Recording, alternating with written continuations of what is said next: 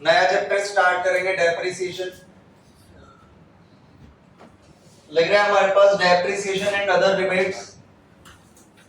Depreciation के बारे में हमारे पास इनकम टैक्स के अंदर सेक्शन 32 में बताया हुआ है। लग रहा है कोई भी इंसान, जैसे अपन किसी जो हमारा असेसी होता है, इसकी जब अपन बिजनेस से इनकम निकालेंगे, बिजनेस या प्रोफेशन से, तो पहले अपन देखेंगे इसने कितना पैसा कमाया है, उसमें से अपन लोग लेस करते हैं एक्सपेंसेस। तो यहां से एक और एक्सपेंसेस लेस होगा जिसका नाम है डेप्रिसिएशन। तो जब अपन किसी पर्सन की एसएससी की बिजनेस या प्रोफेशन से इनकम निकाल रहे हैं, इनकम में से लेस करेंगे एक्सपेंसेस साथ में डेप्रिसिएशन, तो हमारे पास जो बचेगी इनकम उसको अपन नाम दे देंगे income from business and profession. तो ये डेप्रिसिएशन के बारे में बताया। डेप्रिसिएशन की कैलकुलेशन कैसे करेंगे?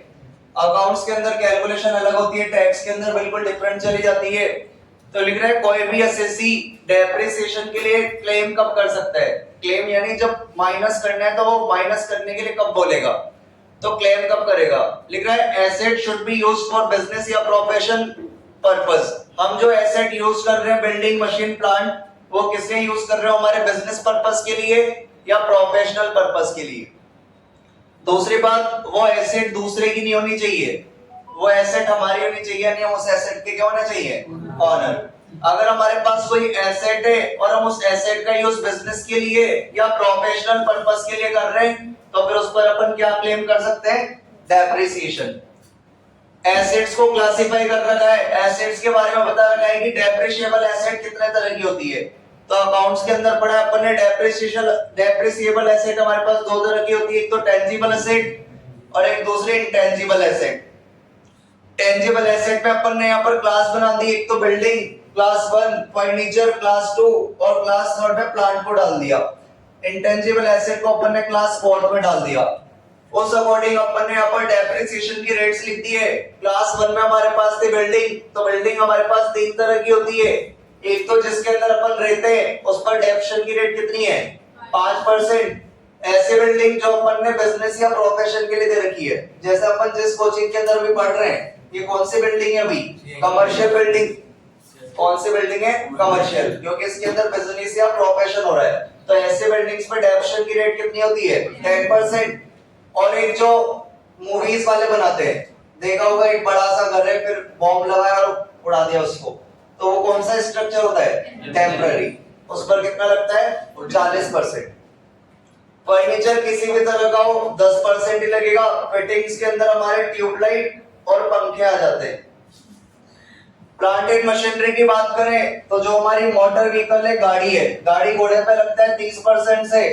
अब अगर आप गाड़ी used in a business of running them on hire, hire मतलब किराए पर चला रहे हो, यानी आपका बिजनेस का है टैक्सी का, तो उस पे कितने परसेंट लगेगा? 30%। और अगर अदर पर्पस से आप चला रहे हो, खुद के लिए, घर के लिए आपने रख रखा है, तो उस पर कितना घर के लिए क्या, अपने बिजनेस के लिए अदर पर्पस से चला रहे हो, तो उस पर कितना परसेंट लगेगा? 15%। जैसे आप जो गाड़ी है वो घर से ऑफिस जाने के लिए यूज करते हो, तो हमारा वो अदर पर्पस के अंदर आ जाएगा, अदर मोटर व्हीकल में आ जाएगी, तो उस पर कितना परसेंट हो जाएगा? 15%। शिप्स पे हमारा है 20%, एयरक्राफ्ट्स पे यानी एरोप्लेन पे हमारा 40%, कंप्यूटर या लैपटॉप पे हमारा 40%। दो तरह की बुक्स होती है, as on by assessee carrying on a profession.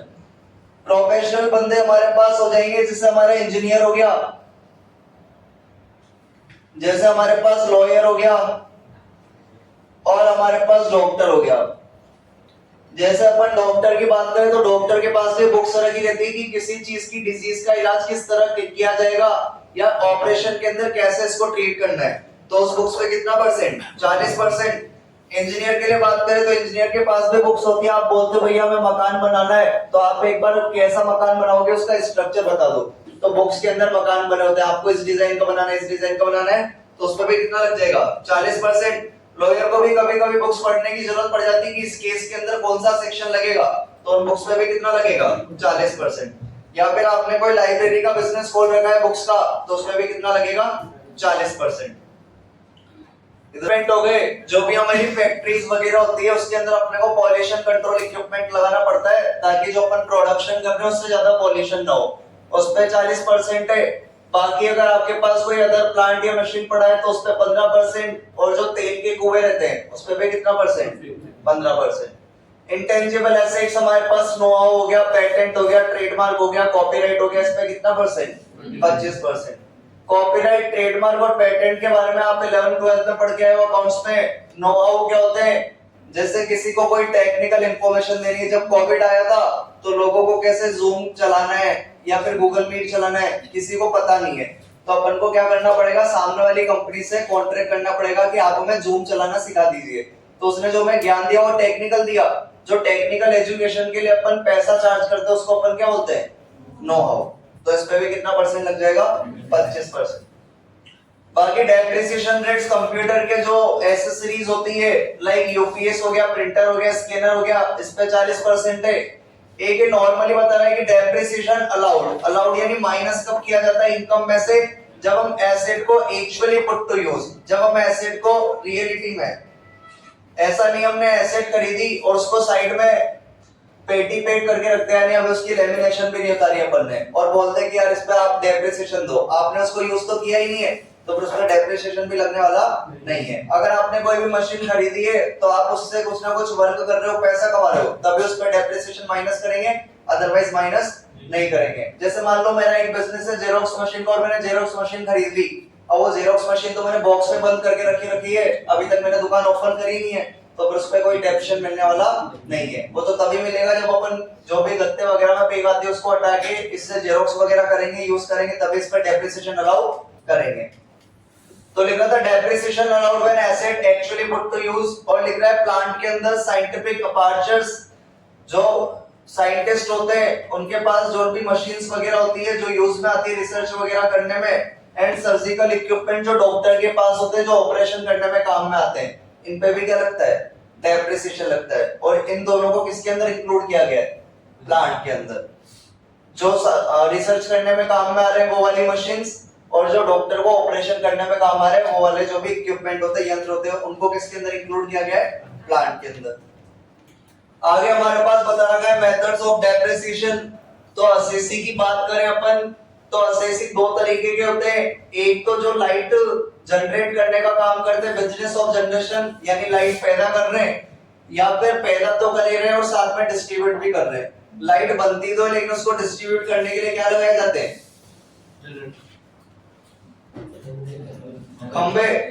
क्या लगाए जाते हैं, खंबे। खंबे से ही तो हमारे घर के अंदर क्या आती है, लाइट आती है।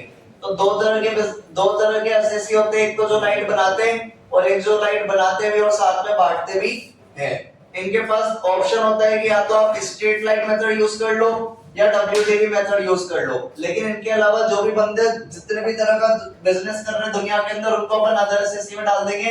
इनके पास बस एक ही ऑप्शन है कि आप कौन सा मेथड फॉलो कर सकते हो, WDV।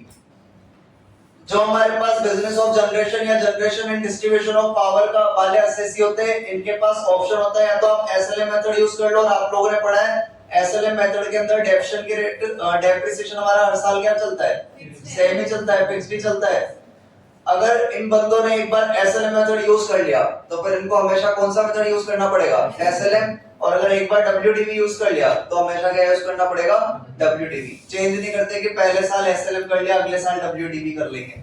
बाकी जो अदर असेसी आ जाएंगे, जो भी हमारे कपड़े का बिजनेस कर रहे हैं, शूज का कर रहे हैं, मशीन्स वगैरह कर रहे हैं, प्लांट का कर रहे हैं, इनके पास हमेशा एक ही मेथड होता है कि कौन सा यूज करना पड़ेगा, WDV मेथड।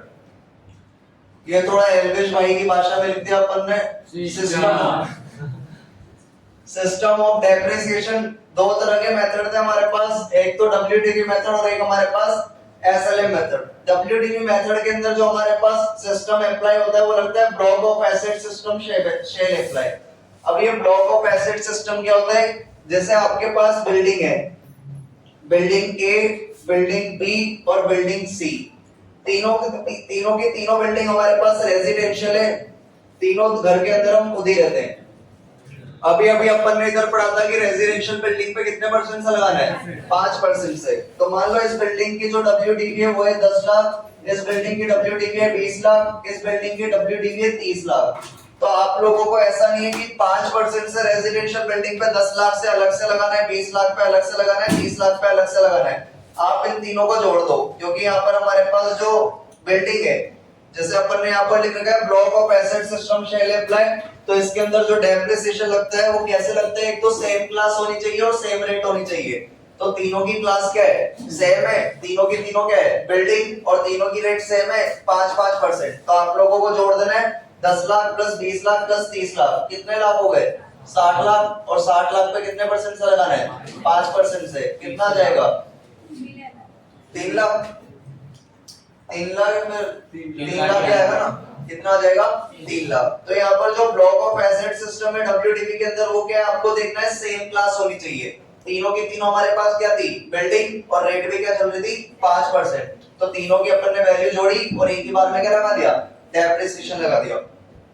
दूसरा हमारे पास है SLM method, individual asset system shall apply. तो आपने इंडिविजुअल सिस्टम तो अकाउंट्स के अंदर लगाया ही है कि सर 10 लाख की बिल्डिंग पे तो इस पे 5% से अलग लगेगा, 20 लाख की बिल्डिंग है तो इस पे 5% से अलग लगेगा, और 30 लाख की बिल्डिंग पे तो इस पे 5% से अलग लगेगा। यानी इसके अंदर अपने को क्लास वगैरह नहीं देखनी, इसका तो जो हमारे पास जितनी भी एसेट होगी उस पर हर बार अलग अलग निकालना है। लेकिन यहाँ पर अपने को क्या देखना है कि हमारे पास अगर सेम क्लास है और सेम रेट है तो एक ही बार में वैल्यू जोड़ के एक ही बार में क्या लगा देंगे, डेप्रिसिएशन लगा देंगे। तो लिख रहा था अपने ब्लॉक ऑफ एसेट के अंदर अपने को देखनी है सेम क्लास और सेम रेट, तो अपन एक ही बार में डेप्रिसिएशन लगा देते हैं वैल्यू को जोड़ जोड़ के। और इंडिविजुअल एसेट सिस्टम के अंदर अपन कैसे लगाएंगे, सेम एज अकाउंट्स, जैसे अपन अकाउंट्स में लगाया करते थे। एक हमारे पास होता है सेक्शन 33AB, हमारे पास एक क्वेश्चन इसका ये होता है हमारे पास regarding tea coffee and rubber development account. जो भी लोग टी उगाने का, कॉफी उगाने का या रबर उगाने का बिजनेस कर रहे हैं उनके लिए उनको एक डिडक्शन देती है गवर्नमेंट, और कौन से सेक्शन के अंदर देती है, 33AB में। तो लिख रहा है हमारे पास deduction under section 33AB shall be allowed equal to the least of the following two accounts. दोनों में से जो भी कम वाली वैल्यू होगी उसके बराबर अपन डिडक्शन दे देंगे। तो पहला पॉइंट हमारे पास 40% of the business profit, business के जो भी प्रॉफिट है उसका लेना 40%, और एक हमने डेवलपमेंट बैंक अकाउंट के अंदर कितना पैसा डिपॉजिट कराया है, जो भी वैल्यू डिपॉजिट कराई, मान लो यहाँ पे 40% अपना आया 1 लाख और अपन ने डिपॉजिट कराए 80,000 रुपए। तो हमारे पास दोनों में से कम वाली वैल्यू कितनी है, 80,000। तो हमारे पास 33AB की डिडक्शन कितनी आ जाएगी, 80,000। यानी गवर्नमेंट हमारी इनकम में से कितने रुपए कम कर देगी, 80,000 रुपए। डेप्रिसिएशन लगाने का फॉर्मेट रहेगा, बस वो मेरे को आप लोगों को फॉर्मेट बताना है, फिर अपन इसके क्वेश्चन स्टार्ट कर देंगे, ठीक है। बाकी इसके अंदर आप लोगों को कोई डाउट है, कोई बात समझ में नहीं है तो बता दो।